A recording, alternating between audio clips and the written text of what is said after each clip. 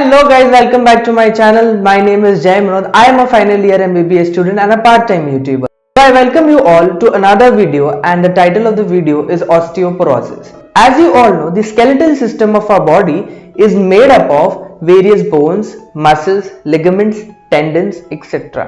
जब ये सारी चीजें सिंक्रोनाइज्ड वे यानी कि कोऑर्डिनेशन में काम करती है, तभी हम हमारी सारी एक्टिविटीज नॉर्मली कर पाते हैं।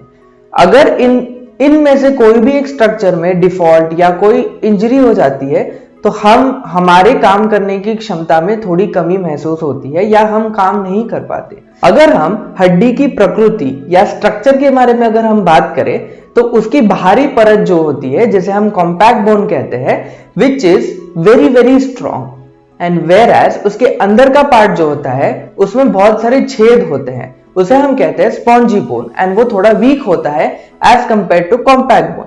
इसका कारण ये है कि बाहरी परत अगर मजबूत होगी तो अंदर के इंटरनल बोन को ज्यादा डैमेज नहीं होगा। जैसे ही आप सभी को पता है कि हमारे बॉडी में कोई भी तरह की इंजरी होती है या कोई भी तरह का दर्द या कोई भी तरह की मार लगती है तो हमारी बॉडी का डिफेंस मैकेनिज्म होता है उसे हील करती है। उसी तरह हमारे स्केलेटल सिस्टम में दो तरीके के सेल्स हैं, उनका नाम है ऑस्टियोब्लास्ट एंड ऑस्टियोक्लास्ट। अब कोई भी सेल जो बोन को बनाने में मदद करे या टूटी हुई हड्डी को वापस न्यू बनाने में मदद करे, उसका नाम है ऑस्टियोब्लास्ट। और जो सेल्स हड्डी को तोड़ने में मदद करे या उसको रीमॉडलिंग या रीशेपिंग करने में मदद करे, उसका नाम है ऑस्टियोक्लास्ट। तभी भी ये दोनों सिंक्रोनाइज्ड वे या कोऑर्डिनेटेड वे में काम करते हैं, तभी हमारी normal growth and development of body होता है। हम बात करेंगे ऑस्टियोपोरोसिस की। ऑस्टियोपोरोसिस एक ऐसी ही बीमारी है which is called as a metabolic disorder. अब मेटाबॉलिक डिसऑर्डर ये एक तरीके का ऐसा डिसऑर्डर है या एक तरीके की ऐसी बीमारी है जिसमें हमारे बोन में ऑस्टियोक्लास्ट की एक्टिविटी बहुत ज्यादा बढ़ जाती है और ऑस्टियोब्लास्ट की एक्टिविटी कम हो जाती है। इसका मतलब ऑस्टियोक्लास्ट जब ज्यादा हो रहे बॉडी में तब हमारी बोन कटिंग या बोन लॉस ज्यादा होने लग रहा है as compare to number of cells which are making bone. तो इसके कारण क्या होगा? इसके कारण यही होगा कि आपकी bone with period of time धीरे धीरे वीक होना स्टार्ट हो जाएगी। अब जैसे जैसे बोन वीक होगी उसका chances of getting a fracture या उसका चांस कि वो टूट जाए या उसको कोई ट्रॉमा हो जाए वो बढ़ जाता है।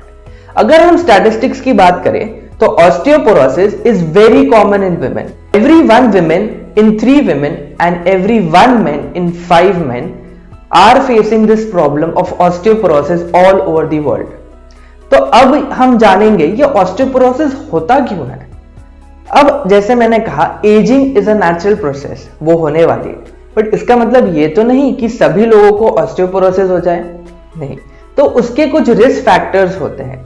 रिस्क फैक्टर्स यानी ऐसे कुछ चीजें जो आपको प्री डिस्पोज कर देती है, यानी आपको ज्यादा खतरे में डाल देती है कि आपको ऑस्टियोपोरोसिस हो जाए। वो क्या चीज है? सबसे पहली चीज है low level of calcium and vitamin D in your body. दूसरी चीज है अल्कोहल या शराब का सेवन करना। तीसरी चीज है स्मोकिंग करना या धूम्रपान करना। चौथी चीज है low oestrogen levels in our body. अब आप सोचेंगे ईस्ट्रोजन कम होने से क्या होता है, मैं बताता हूं। जब भी आप टीनेज में होते हो, दैट इज युवा अवस्था में होते हो, तब आपकी बॉडी हाइट में ग्रो हो रही है, विड्थ में ग्रो हो रही है, सभी तरह से आपकी बॉडी की डेवलपमेंट हो रही है, ठीक है। तो इन डेवलपमेंट के लिए आपके बोन्स के अंदर जो सेल्स है ऑस्टियोब्लास्ट, ऑस्टियोक्लास्ट, ठीक है, इनकी एक्टिविटी नॉर्मली फंक्शन हो उसके लिए हमें हार्मोन्स की जरूरत होती है।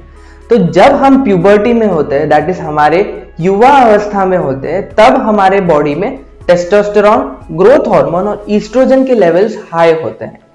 अब जब ये हाई होते हैं लेवल्स, ये हार्मोन्स ऑस्टियोब्लास्ट की एक्टिविटी को बढ़ा देते हैं। ये ऑस्टियोब्लास्ट की एक्टिविटी बढ़ेगी, आपकी बोन ज्यादा से ज्यादा फॉर्म होने लग जाएगी। इसके कारण आपकी बॉडी की ओवरऑल ग्रोथ प्रॉपरली होगी।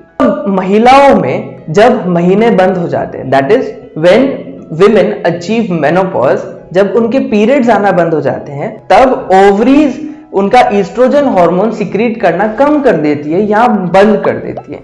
इसी कारणवश महिलाओं में ऑस्टियोब्लास्ट की एक्टिविटी एकदम कम हो जाती है और ऑस्टियोक्लास्ट की एक्टिविटी बढ़ जाती है, जिसका मतलब आपकी न्यू बोन फॉर्म नहीं हो पा रही है और आपकी बोन ब्रेक डाउन होते जा रही है। ठीक है, इसके सिम्टम्स की बात करें कि आपको ऑस्टियोपोरोसिस है कैसे पता चलेगा। अगर हमारे पास कोई पेशेंट आ रहा है and we are suspecting osteoporosis, तो हम उसमें क्या क्या चीजें देख सकते हैं या क्या क्या फीचर या क्या क्या सिम्टम्स देख सकते हैं। यूजुअली ऑस्टियोपोरोसिस ओल्ड एज में देखा जाएगा एंड पेशेंट को बहुत मिनिमल सिम्टम्स होते हैं। पेशेंट हमारे पास आ सकता है या तो फ्रैक्चर के साथ या क्रॉनिक मतलब बहुत लंबे समय से चलता आ रहा कोई मसल पेन या बोन पेन या जॉइंट पेन। ओके, उसके साथ हमें पेशेंट प्रेजेंट कर सकता है। विद एज पेशेंट की स्पाइन झुकते जा रही है, यानी कि पेशेंट का पोस्चर आगे की तरफ बेंड होता जा रहा है। This can also be one symptom of osteoporosis. Osteoporosis patient को है कि नहीं है, ये कैसे डायग्नोसिस करेंगे? So there is a scan by the name DEXA scan, उसका दूसरा नाम है BMD। ये एक ऐसा टेस्ट है जिसमें हम बोन मास कैलकुलेट करते हैं, यानी कि आपका बोन कितना डेंस है, यानी कितना थिक है, वो हमें इस स्कैन से पता चलता है। तरीका ऐसा है कि हम ऑस्टियोपोरोसिस होने से बचा सके। जी जरूर, बहुत सारे तरीके। What are the preventive measures? सबसे पहला preventive measure is maintaining a good healthy diet. इसका मतलब आपके डाइट में ज्यादा से ज्यादा कैल्शियम रिच फूड्स, यानी कि dairy products such as milk, cheese, paneer होने चाहिए। Other foods which are rich in calcium, मखाने, dry fruits, green leafy vegetables, eggs, meat etcetera. दूसरा है रेगुलर एक्सरसाइजेशन, यानी stoppage of smoking and alcohol. अब smoking आपके ब्लड वेसल्स बोन में जो होते हैं उनको खराब करता है, जिसके कारण आपके बोन की ब्लड सप्लाई हैम्पर हो जाती है। अगर आपकी बोन की ब्लड सप्लाई हैम्पर हो गई तो आपके ऑस्टियोब्लास्ट ऑस्टियोक्लास्ट की एक्टिविटी डिससिंक्रोनाइज हो जाएगी, यानी कि वो कोऑर्डिनेशन में काम नहीं कर पाएंगे एंड आपका chances of getting osteoporosis increase a lot many more times. Osteoporosis वाले पेशेंट हमारे पास यूजुअली फ्रैक्चर्स लेके आएंगे। तो what are the common sites जहां फ्रैक्चर हो सकते हैं? तो कॉमन साइट्स आर स्पाइन, आपके हिप जॉइंट एंड आपके wrist. These are the most common site जहां ऑस्टियोपोरोटिक फ्रैक्चर्स हमें देखने मिलते हैं।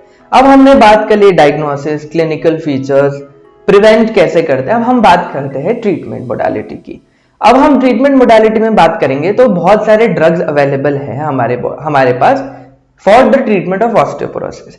सबसे पहले and the most important step in treatment of osteoporosis is a diet rich in calcium and vitamin D along with external supplementation of calcium and vitamin D। Second चीज, हमारे पास एक क्लास ऑफ ड्रग है that is called as bisphosphonate. तीसरा हमारे पास जो drug available है दैट इज पैराथॉर्मोन। चौथा जो ड्रग अवेलेबल है denosumab, this is also a drug which can be used in osteoporosis. And पांचवा जो है कैल्सिटोनिन। Every year on 20th October we celebrate World Osteoporosis Day in order to create awareness amongst this preventable metabolic disorder. So I hope आपको ये video देखकर कुछ awareness मिल गई होगी एंड आप प्रिवेंटिव मेजर्स जरूर फॉलो करेंगे। Thank you for watching this video till the end and don't forget to like, share, subscribe and comment. If you have any queries, do comment in the comment section. I would be more than happy to answer.